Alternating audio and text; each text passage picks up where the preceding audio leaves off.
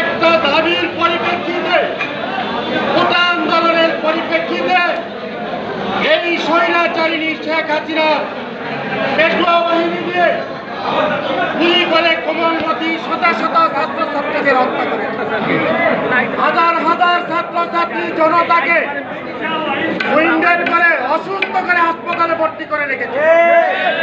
আজকে শেখ হাসিনা এই ছাত্রছাত্রীদেরকে বলে, তোমাদের জন্য আমার গণভবনের দরজা খোলা।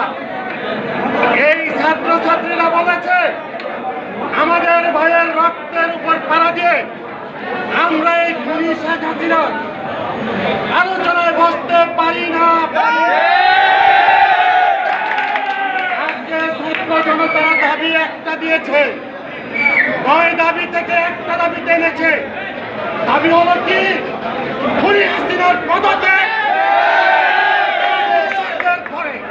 বিচারের দাবিতে আজকে তারা আজকে বলে আজকে এই আন্দোলন সংগ্রাম চলছে। আমাদের দলের ভারপ্রাপ্ত চেয়ারম্যান, আগামী দিনের রাষ্ট্রনায়ক জনাব তারেক রহমান আমাদেরকে বলেছে, তোমরা এই ছাত্র জনতার পাশে থেকে তাদেরকে সহযোগিতা করবে। তাদেরকে সহযোগিতা করব না, যতদিন পর্যন্ত এই ছাত্র জনতার আন্দোলন থাকবে ততদিন বিএনপির ভাইয়েরা, যুবদল, ছাত্রদল, শ্রমিক দল, সব দলের ভাইয়েরা ছাত্র বাহিনীর সাথে থাকবেন। রক্ত যখন দিয়েছে আরো রক্ত দেব, সরকারকে দেশ থেকে বিতাড়িত করে ছাড়বে।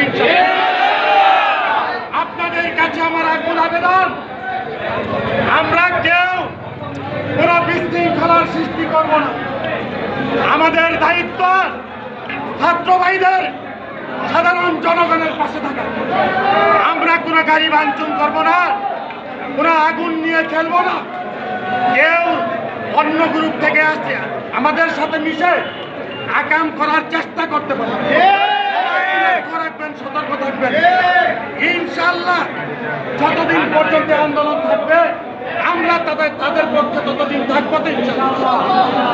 এই বলে আপনাদের শান্ত থাকার ব্যাপারে অনুরোধ করে, যাতে আমাদের জনগণের এই দেশের কোনো ক্ষতি না হয় সেই চেষ্টা করবো ইনশাআল্লাহ।